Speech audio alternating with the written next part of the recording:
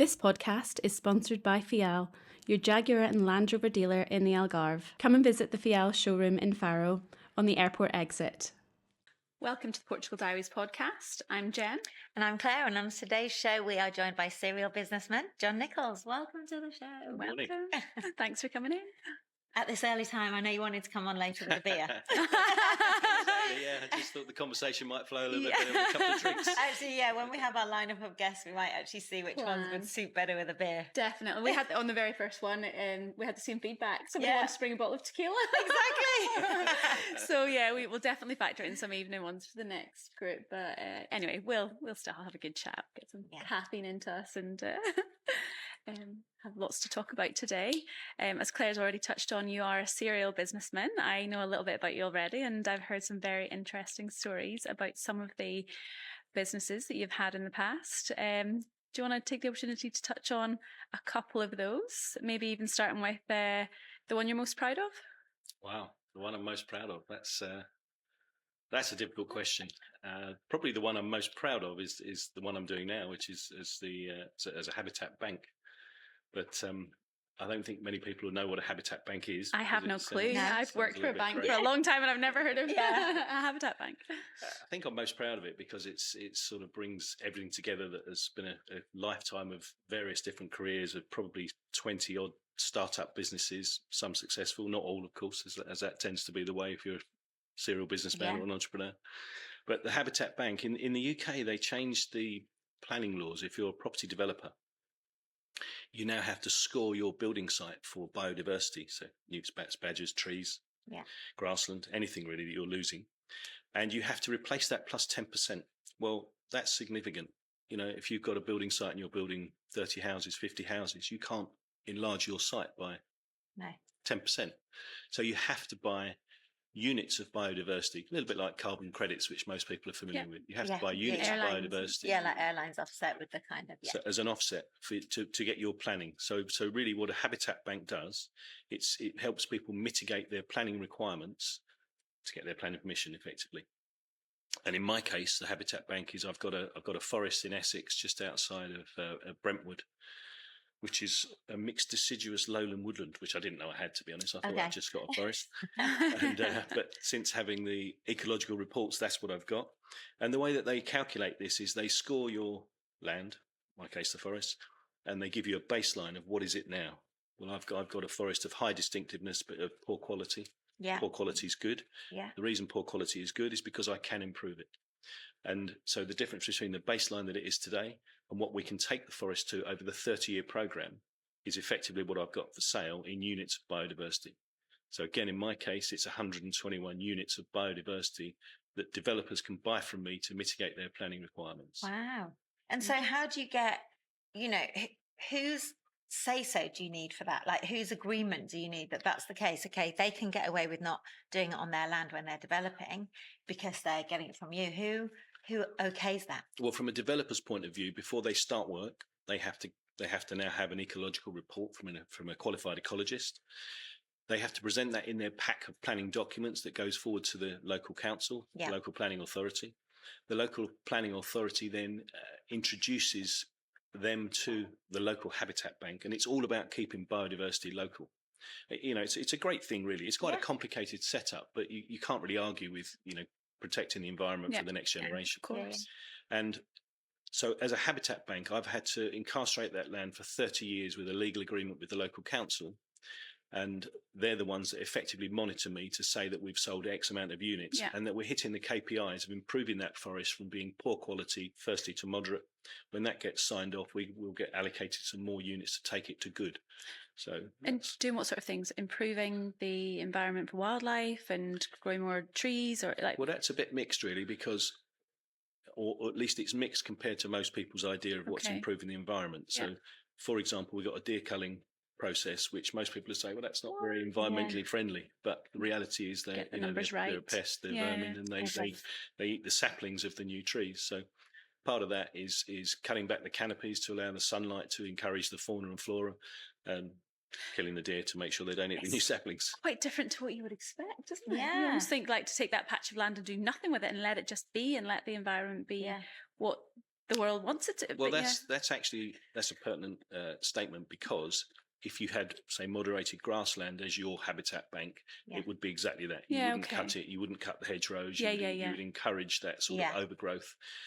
Brambles, which most of us look at and think is rubbish, is actually very high in biodiversity. Now, that's a problem for developers, because they've got this building site they may have bought 10 years ago. And then when they come to develop it, now they have to have an ecological report. So them having let it overgrow, thinking it was just overgrown with rubbish, is actually now rich in biodiversity and is going to cost them a lot of money. Yeah. I mean, to put it into monetary terms, I've just quoted a site in Brentford.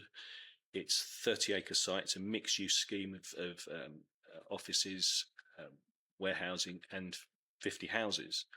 And their biodiversity is going to cost them £1.2 million to mitigate. Wow. So it's a significant chunk for them straight off bottom line, because, of course, this law didn't exist when they made the acquisition of the land. So how do you factor in that extra significant chunk, really? So, and you, because obviously you're based over here, you find it, do you go back? Do you need to go back to the UK to, deal with this, or are you? He's gone back to the UK for another reason.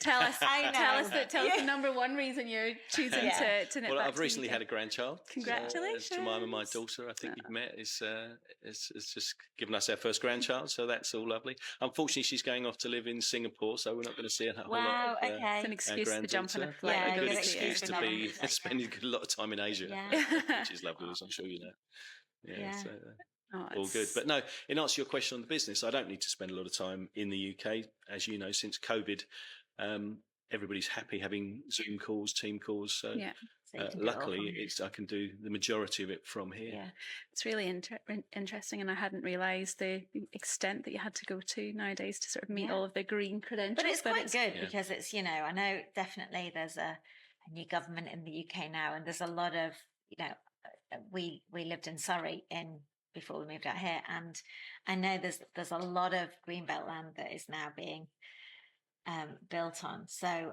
which is such a shame. But to know that there's that sort of thing in place, kind of, it's good. Might help it a little bit. Great. Well, I was nervous when Labour came to power, because obviously I'd done all of my numbers based on the Conservative projections of the rules and the laws and what they brought in. And it is a law, it's not a policy. So for Labour to overturn that, they would have to change the law, and that's no mean feat, and some years to bring a new law to be. But obviously my business programme now is over 30 years, because that's the amount of time I've had to set aside the land and hit those KPIs. And it's a legal agreement, so I would be sued by the council if I didn't hit those. They've got what's called step-in rights, so they would step in and do the work and then send me the bills. Wow, effectively. really? And there's a charge over the land, so you couldn't avoid it. It's a serious Is this setup. something you do? Would you expand your portfolio of land to do this? Is that Funny the you plan? should ask. I wasn't even prompted, so I'm quite proud of that one. Absolutely, because it's taken a lot to understand and decipher the laws, how this is going to sit with developers, and developers obviously originally saw it as a complete chore. Ultimately, the buyer will pay, because all of these costs will have to filter down to the buyer, or they'll penalise the land seller that's selling for development, because of course if the developer can't make any sense of the numbers, they're just going to push what their acquisition cost is going to have to go backwards to make any sense of making a profit. So I think in the first case, land will go down, the value of land will go down in accordance to how much the biodiversity loss is going to be. And then ultimately it will filter through, and the buyer will pay, but that will take time. Interesting. But in answer to your question, so because it's taken a lot of learning, I'm thinking, well, it would be a waste just to do it on the site that we have at the moment. So I've got half a dozen people that I'm talking about doing a joint venture with, where I take their land and effectively go through the process of getting them registered as a habitat bank, which has taken me best part of 3 years. However, that was because it was new to the council, it was new to the advisors, it was new to the ecologists. Everybody was jockeying for position. It would take a lot less to bring another habitat bank to formation now. So I'm really looking for people that have got 20 acres plus, because that's sort of entry level, and it's entry level because just the cost of the surveys is around about 60,000. Okay. The council, in my case, insisted upon their monitoring fees up front, so that's another 60,000. So you got an entry level of about 120,000 pounds of startup costs without the time involved. Yeah. So obviously you need a certain volume of biodiversity units to be able to get back your investment and see a profit over the period of time. So a lot of people say, "Well, you should pitch farmers," but the thing is, with farmers already got a hurdle rate. A farmer's already got yield coming in from their land. So whilst biodiversity might be flavour of the month, you can't guarantee they're going to earn significantly more from biodiversity than they would from just farming their existing land. Whereas I think there's a lot of people out there that have got family piles, big country houses that have got a significant amount of land around them. They might be doing a bit of grazing, they might be just doing something with locals. And in this case, it would be beneficial because the yield you can generate from it could be significant over a period of time as well. Especially in those big country houses that people are now struggling to make money. They open them up to the public and everything. 100%. Then so that would be. And so are you allowed to have? I know I'll keep going on about this, but are you allowed to have, like, say, grazing on that land, or does it have to be just natural with? You could graze, but you would have to graze in accordance to your habitat 30-year management plan. Okay. So if you were grazing your land originally ad hoc, which most people do, and perhaps you were cutting the hedgerows just when it suited you or the weather was fine, you would then have to do it in accordance to the 30-year management plan, which may say things like, obviously you can't cut the grass because it's flowering season, and you can't graze this field. So you'd have to rotate your certain times of year, perhaps. To be honest, it's pretty much good husbandry of country management anyway. But it's now imposed, and you will be monitored by the council. But I love the idea, because I just think it's so nice that there's something. It almost feels like an eco idea that makes sense. 100%. Because a lot of them don't make sense. It's kind of like, really? Absolutely. I mean, your original question was which one are you most proud of? And I think I'm probably most proud of it because most of the businesses I've done in the past have been because that looked fun. And someone will say, well, you can't make any money out of that. And I thought, well, I'll show you. And you said actually that to us, didn't you? One of your biggest triggers is that you can't make money out of this. So you thought, well, actually, let me show you then. Yeah, exactly. So and I'm not sure it's I wouldn't recommend anybody did that, because you spend a lot of time trying to prove a point rather than earn. I get that. But what would you say, out of all the things you've done, what would be the one which kind of came off the back of you going, okay, well, let me show you?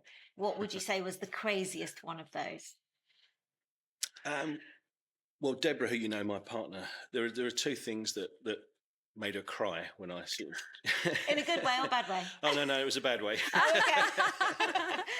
There were two things that brought her to tears when she saw the gravity of the idea that was going to make our fortune. And probably the first one that was upsetting to her was that I told her about this idea. I probably should step back a little bit and say that how I got into this. So I'd had some half sensible business of office equipment in the UK. I was selling photocopiers and fax machines in the early 80s to sort of mid 80s. And in those days, there were three things. If you were not a qualified person, there were three things that made good money as a sales guy. It was selling double glazing, it was selling insurance, or selling photocopiers and fax machines. Sounds like you've done all of it. and if you were lively and, as I did, lived on the edge of London, there was a big pool to draw from, and they were the things that earned above average money back in those days. But the reality was I was into photocopiers, and of course there's a whole side to servicing photocopiers, and although that's lucrative, it's only lucrative if you're a very organised person, and I wasn't a particularly organised person, so the business ran me rather than me running the business. I mean, I was young. I was into it when I was 21. At 21 I'd got 30 staff and 15 cars on the road, so at the time that seemed okay, but looking back, now when I talk to 21, I mean, it seemed... My eldest is 21. I couldn't imagine her running that. In fairness, I did have a partner who was 26, but I mean, we were... we were good sales guys, and then we decided to wing it. And luckily, we were knocking enough sales on the front end to make sense of the fact that the back door was open. Really, we were leaking stock, and it wasn't a good environment, to be honest. So when it finally came to a halt, and it came to a halt quite dramatically, one we went bust with the sales company. Luckily, we'd got the service and sales in two different companies. We were able to sell the service company and clear ourselves, and we went our separate ways. But I probably learned more about business when it collapsed, and stock control and well, just everything really, just general business management. When it collapsed around my ears, I'd been a very sort of flash, arrogant sales guy. Looking back, I wouldn't want to get over a drink with me now if I was 21. Yeah. It's not the sort of person I aspire to be around. But you learn as you go. You learn as you go. But I didn't do any further education. I hated school. I couldn't wait to get out of school and start work. Yeah. And I still enjoy work.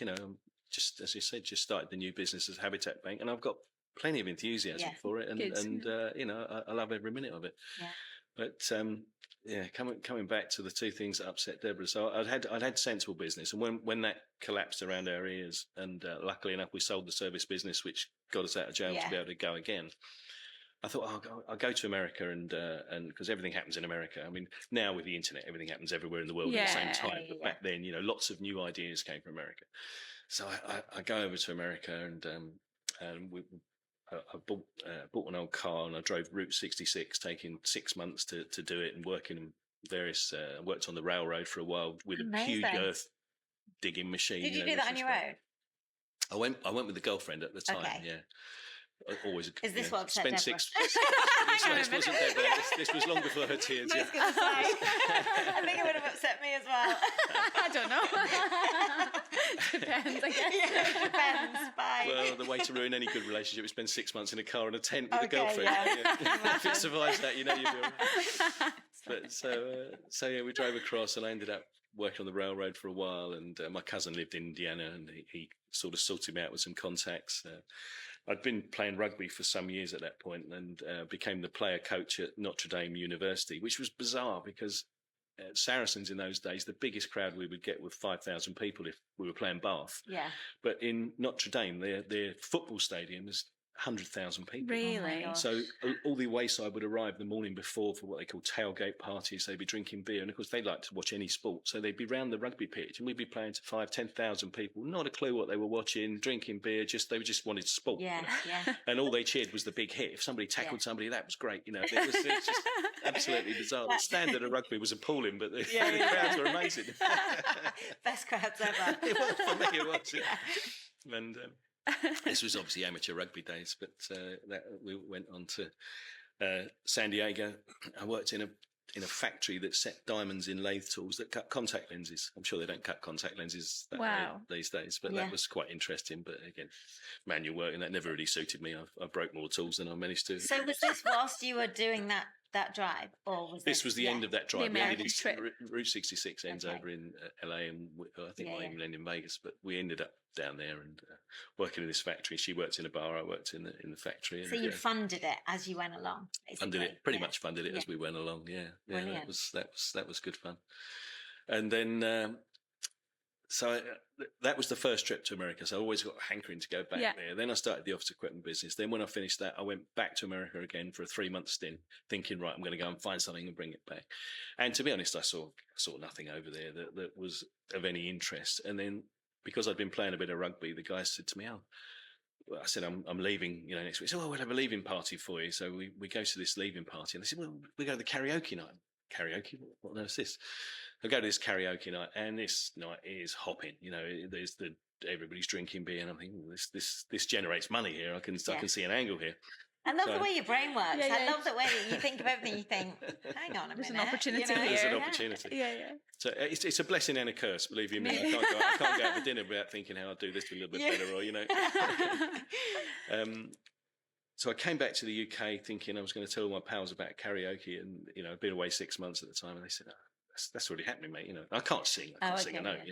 I was going to say, you've got some secret karaoke skills. No, not at all. I'm not shy, as you probably ascertained. So to be the compere was right up my street, and a few people that couldn't sing, that was fine. It was the sort of Simon Cowell of the 80s. I felt and we ran karaoke very different to how you'd see it today. We had these hit and miss cards, and we'd get somebody on. And of course, in those days, I'll backtrack a little bit. So we didn't do it in London because it had burst. So I rang a friend of mine who got a chalet in the Alps, and I said, "Look, I'm thinking of doing a ski season. By now I'm sort of 26, that sort of age. So I was thinking of doing a ski season. Can I take a room in your chalet for the season?" So I agreed that, and I thought, wonder if we've got karaoke there. Well, they didn't make discs in French. They didn't sell machines in France. And because karaoke, when it burst very quickly. Pioneer were the only people that made equipment.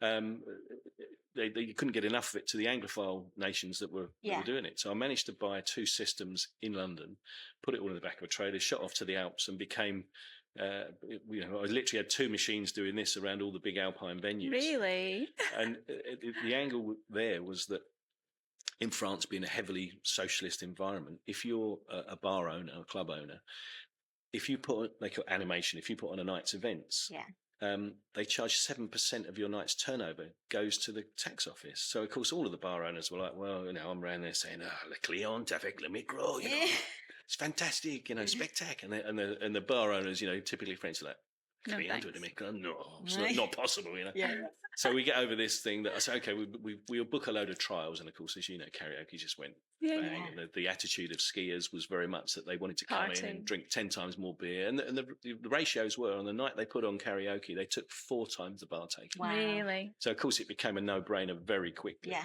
And I'd got these machines doing this. And then there was you familiar with Snow and Rock, the big ski equipment people? In those days, they were the biggest. There was them and Ellis Bingham. And they were at an event in the Alps, which I got invited to pitch to them that I should be the Snow and Rock. Well, I ultimately became the Snow and Rock Roadshow, but they both came to an event. They were all drunk because they were having fun. They'd been shown the new Salomon equipment during the day, and then they were out for the night out. And I was running from one side of this bar to the other and getting the prices up. And by the end of it, I was the Snow and Rock Roadshow, which gave me prizes because they gave me all their old stock, which, cool. Instead of just being Nicholls karaoke, all of a sudden I'd got credibility, and we'll put up 50 posters for anyone, all Snow and Rock posters of where the events were going to be. And so, of course, I went back to all the bars that I'd contracted. I said, look, I was Nicholls karaoke. Now I'm the Snow and Rock Roadshow. Let's get like 50 quid a night. I like it. Butter your way up. And effectively, that's what happened. Bizarrely, and that's where I met Deborah. So I met Deborah in the Alps. Okay. And what was Deborah doing in the Alps? Singing on my karaoke machine as much as I could encourage her. Was on holiday, or was she working? No, she was working as a chalet girl. Yeah, she was there, and obviously it was love at first sight. For her, but, no, just kidding, Deb. No, and obviously we've been together ever since. That's 33 years ago. Wow. But it's been a turmoil of different businesses, which bring its own challenges that, as I say, reduced to a tear. So that's I want to get back to that. I want to hear what made Deborah cry. Yeah, exactly. So while we were in the Alps, we did 2 seasons there, and then ended up making an offer for a bar nightclub in Mottray, top of Maribel, which is where we lived.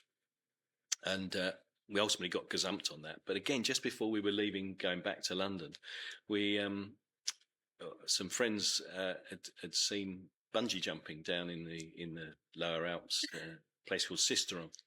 And so anyway, having seen this, and I'm thinking, that's money for old rope, these guys literally. Hopefully not old rope. Actually. So basically, we go back to London and say, right, how do we find out about this? And there'd been a couple that had invented a system and had got a full system of doing bungee jumping. So we paid them a fee to teach us how to bungee jump. They were based up in Manchester. We sort of carried on in London. Of course, London's where all the people are. And we did 5 years of bungee jumping, which culminated in thinking, right, we need a permanent site and a bigger crane, because lots of people came into bungee jumping. And at the time, we were charging about £30 a jump. And so I thought, well, if I buy a crane that's twice the size of anybody else's, put it permanently there, it's going to make or break us. Either everyone's going to.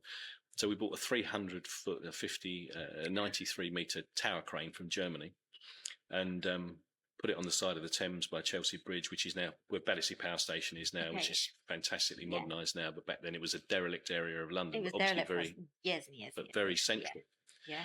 And so I bought this tower crane, and that was the first time I reduced her to tears when the thing had been delivered, and we go down to our site in just over Battersea. Did you make her jump? Bridge. She has done jumps, yeah. I didn't make her jump, no, but she has done jumps. But we pulled up alongside the crane that was in pieces on the floor, and she's looking out the window saying, well, where's the crane then? I said, was there. And she looked at it and just looked and said, well, you've spent all our money on that pile of rusty rubble. And it did look pretty bad. Oh my goodness. And but it was cheap, so I thought it would be. But so did This you? was never in the literature for getting people to jump then. No. I think people that jump have got a certain mentality. It's really bizarre. Whenever there was an incident in the papers, if somebody had died of a bungee jump elsewhere, and Okay. if there'd been an incident of parachuting, for example, it'd been front page something. Yeah. We'd see a spike in Really? inquiries. People want to cheat death. Why? People want to do something that they perceive is No, death-defying. that just makes no sense. It makes no sense, but it's the reality. But yeah, I guess it. So have you bungeed? I have bungeed. I've probably done 30 odd. It's never really been my thing, but my ego's bigger than my phobia. So if the cameras are there, I'd muster up the courage. And did you do it off that one? How tall was it? it's 93 metres over the Thames, so it was 300 feet, 30-storey building. Probably is the best you can rate. But that was twice. Everybody else was working from mobile cranes, and half that height, which is still high. Yeah, I did one in Faliraki, I think. Yeah. It was 180 foot, and I'd actually gone with a friend who was going to do it for her birthday, and I was begging her not to do it and tell her how stupid she was. And then next minute, I'm stood at the top of the crane with like rope around my ankles, with somebody saying, when I say 3, 2, 1, just fall out. I'm like, oh. And I did it, but it made me quite unwell. I got a really bad headache for the rest of the day. I think from the kind of going down so fast and then flinging you back up. Well, it definitely wouldn't be You're not selling this, Claire. No, you're really not selling this. You don't have the business anymore, so I'm not giving you no business. Well, I do. You do? Okay, it's amazing. Best thing I ever did. Well, the one in Faliraki, I'll tell you exactly why that was. They used to use shot cord, and shot cord is what you put your suitcases on your roof rack with. So it's it's a rubber cord, but it's a braided rope. I thought you said it's breakable. I was going to say what? No, it's braided. So the problem with braided rope is once you've stretched the elastic, it hits that bit where it can't stretch anymore. So you get a jolt. And that's, I think, what it's the jolt that you'd be pulling on the ropes we use. You're pulling 2.5 Gs, negative Gs. Well, in a fast car, you'd pull that going around a sharp corner. Okay, so it doesn't feel like that nowadays. But a braided rope would be very different. We were very big on our ropes. We were proud of our ropes. They were much softer than those braided cowboys. It's something. Do you know some people are addicted to bungee jumping, aren't they?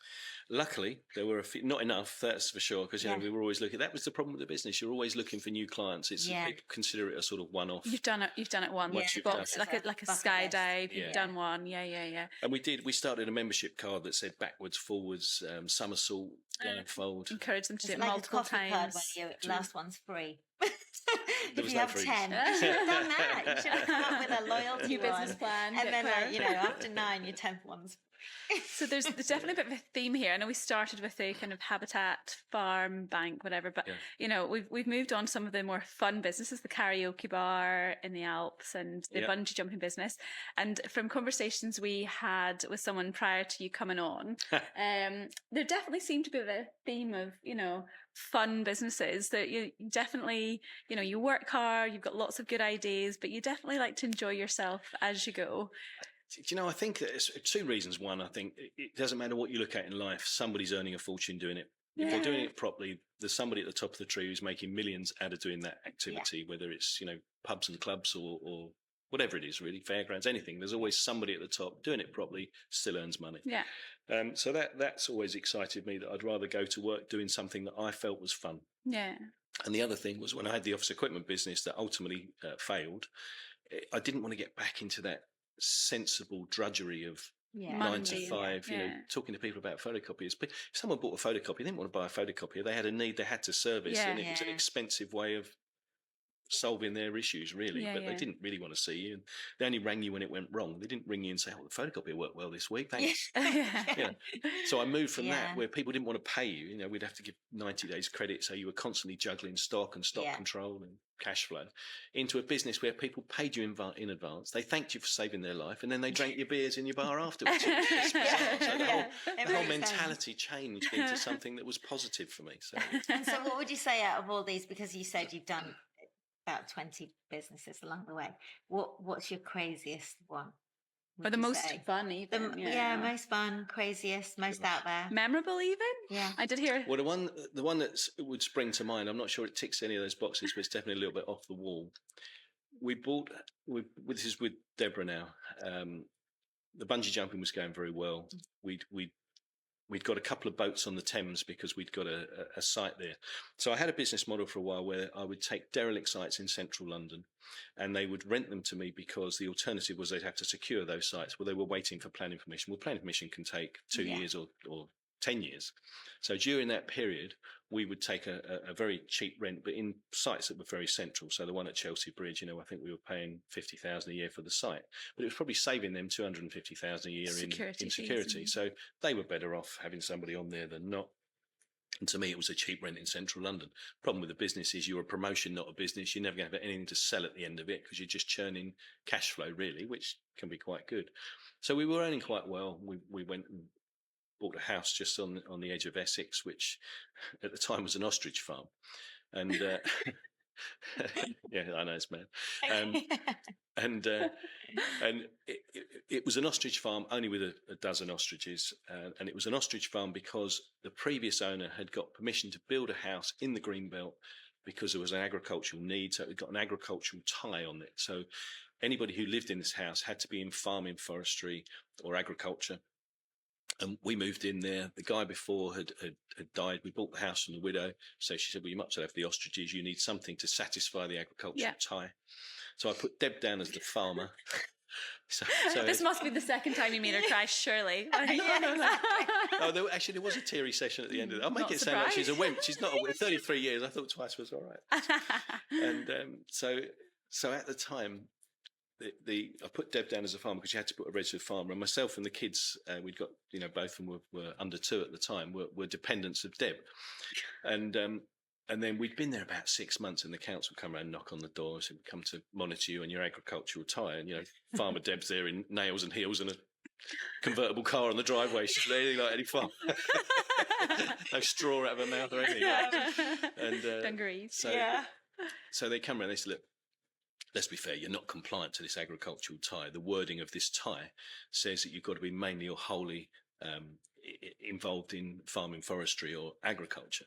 And we don't think you're complying here. And of course, we were, I'm laughing about it now, but I was panicking then because we'd got all of our money wrapped up in this new house that we bought in the suburbs or just outside the suburbs in Essex. And a house with an agricultural tie has a blight of about 25% of its market value. Yeah. Okay. And then if you're non-compliant to that agricultural tie and you've got to sell under duress, 50%. So our asset that we were proud of has suddenly gone to, hang on, we're looking at a 50% haircut here. We need to think about this seriously. And they sent an independent round and did a survey and said it was, you were basically spending 12 hours of your week tending we'd got chickens and ostriches and tending these things, and that's not mainly or wholly your lifestyle. And it was driving me mad. What can we do? And we looked into snail farming and herbs and all sorts of things that we thought might genuinely make a living and would satisfy the council. And so I couldn't think of it. And then all of a sudden I had this light bulb moment. What can you do mainly or wholly? Because it said farming, forestry and agriculture. And I thought forestry, and I thought, well, bonsai trees, if you study your tree, because I don't know if you know about bonsai. Your brain is, I'm astonished. Well, in a good way. I thought bonsai trees, because if I don't know if you know anything about bonsai. Been watching Karate Kid.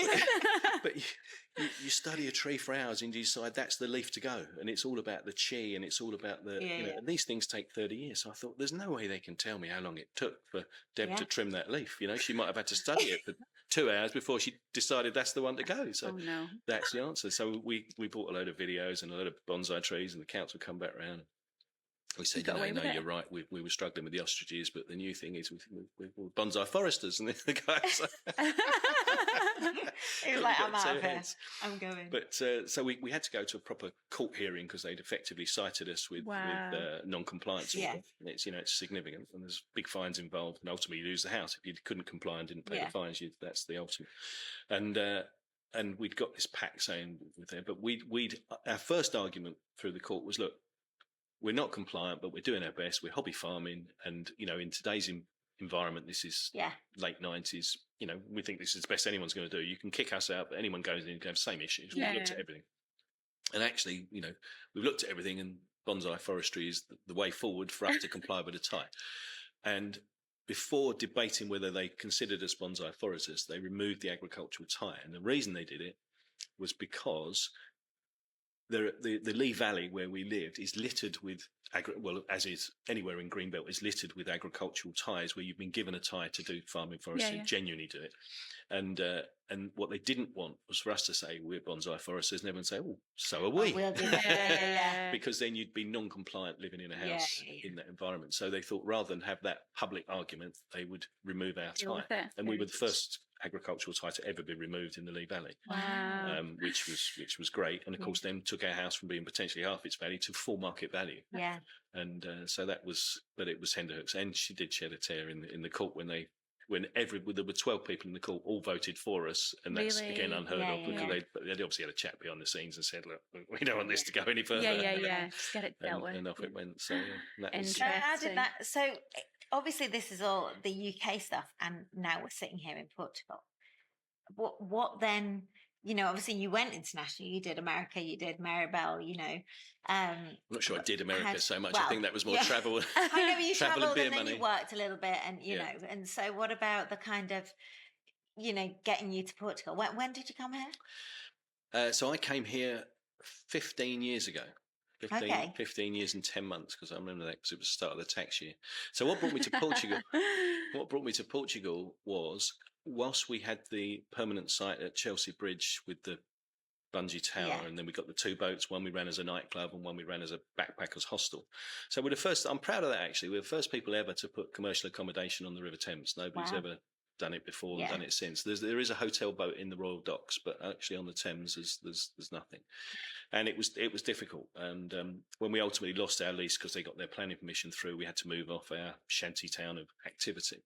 And I spent far too long trying to get the boats remoored somewhere on the Thames that was acceptable to the local authority and the Rivers Authority and the Corporation of London who manage the water. Probably one of my favourite businesses ever. We had 40 beds downstairs and a bar upstairs, and that was just it was just fun. It was party time. We'd got 70 Australasians working for us at the time who were running the hotel boats, the nightclub, the mobile bungee, because we'd go out and do shows, fairs and festivals with mobile rigs, and the permanent tower. And we were running adventure weekends to the Alps, doing mountain biking and bungee jumping back at the bridge where we was first this all part of Buy a Gift at the time? Buy a Gift. So the lads at Buy a Gift, who you might know them as Sandy Blue, is Joe Mountain. Yeah. It was Joe and Erica and their brother Dan Mountain had come up with this internet concept, because pre-internet, of our way of marketing prior to that, of course, was leafleting, postering, that kind of thing. And they'd come up with this concept of taking Red Letter Days, which was the only brand, online. Well, coincidentally, I'd been doing the same thing, working with a techie guy saying there's got to be a way we can do this with internet marketing.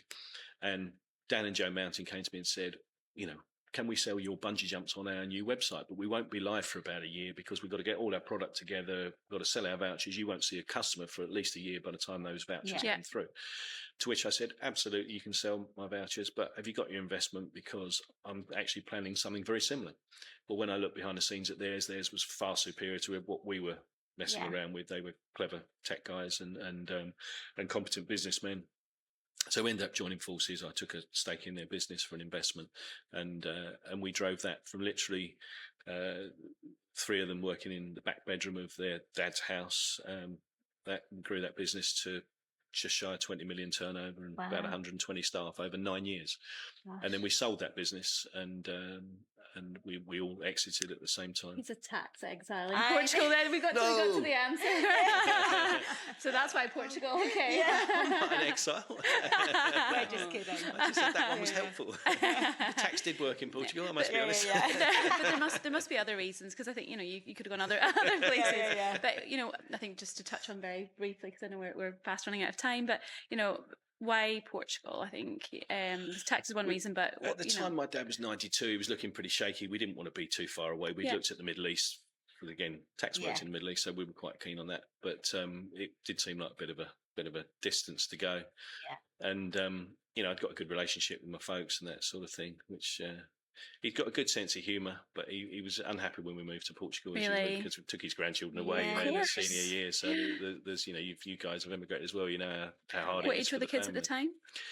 They would have been 10 and 11. It's hard, yeah. Okay, yeah. So going to see their grandchildren every week was taken away from them really, because they were too old to travel to Portugal on any extended period. So that was difficult.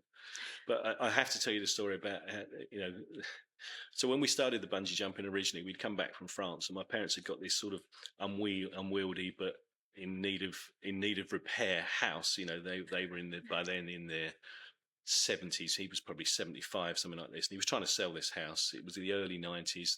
Property was on its knees, and we did up his outbuildings as our offices and had all our rigs parked on his driveway. We'd sort of taken over really, but he loved it because he just meant there were people around all the time. Yeah. And but he was very proud of his house, as you would be, and he used to show people in and do the tour of this house. And then he'd come out to the outbuildings, which was the only bit that any money spent on them probably for 30 years. And I've seen him showing this couple in, and so I said to Deb, because of the bungee rigs, we'd got this membership card of backwards, forwards, blindfold, straitjacket. So you know where I'm going with this. So I said to Deb, this is just getting dusk. I promise. So I said to Deb, quick, put me in a straitjacket. So she put me in a straitjacket. So I'm now sitting in what is effectively the shed. It's probably about the size of this here, in a straitjacket, and the lights are off. She's out hiding behind the car with one of the guys who work for us. Oh my goodness! And my dad's opened the doors to the shed and flicked the light on, and I've just gone, "Don't let him beat me!" To this guy and this couple, as you would have jumped up their skin. And my dad's gone, oh, this is my son, polite old guy. Yeah. Introduces, like I'm going to shake his hand. I'm in it. So it gave my story complete credibility because he'd introduced me. So with that, I just jumped out the chair, ran past him, ran off down the drive as if I'd escaped, and left him there explaining to this couple why some nut job in the in the shed. Hilarious. And he took it quite well. But whenever I tell that story, I think somewhere in the world that couple are having coffee now going, do you remember when we went to see that house? We should have called social services. With every cringy story or funny story you've got, there's the person who was part of that story from the other side. They're also telling that story at some dinner party or whatever from the other perspective. Exactly. Actually, maybe they'll listen to the podcast again. That was us. Well, he's still alive. I can't believe we've run out of time. We could have asked you so much more. We didn't even get to do our quick fire questions with you, but yeah, we've really enjoyed having you on the show. It's been so interesting listening to all these businesses and stuff, and the fact that you're still your brain's still ticking, thinking of what to do next. And I love the idea of the Habitat Bank. I've got to be honest. It's brilliant. So yeah, thanks for coming on the show. Thank you so much. Thank you for having me. Thoroughly enjoyed it. Yeah, it's good fun. So thanks so much for coming on the show today. We've had so much fun. Thanks for listening to today's episode of the Portugal Diaries podcast. And don't forget to subscribe, rate and review. And you can find us on our socials at Portugal Diaries Podcast. See you next week.